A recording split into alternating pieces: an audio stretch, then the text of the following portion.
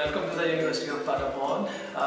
मैं मेहरान हबीब हूँ और मैं यहाँ पे MSc international economics and management कर रहा हूँ। और मैं यहाँ पे तकरीबन मुझे 4 साल हो गए और इधर से मैंने बैचलर पहले उसका प्रीरेक्विजिट किया था और उसके बाद यहाँ पे मास्टर शुरू किया। और यहाँ पे काफ़ी अच्छा सिटी है और अच्छी यूनिवर्सिटी है। यूनिवर्सिटी में तकरीबन यहाँ पे टोटल 20,000 के करीब स्टूडेंट्स हैं। उनमें से तकरीबन 3,000 के करीब इंटरनेशनल स्टूडेंट्स हैं और पाकिस्तानी कम्युनिटी यहाँ पे काफ़ी ज़्यादा है। यूनिवर्सिटी के अंदर फैकल्टीज़ काफ़ी हैं और यहाँ पे तकरीबन स्पोर्ट्स इकोनॉमिक्स भी है और इसके अलावा इकोनॉमिक्स के अंदर काफ़ी डायमेंशंस हैं।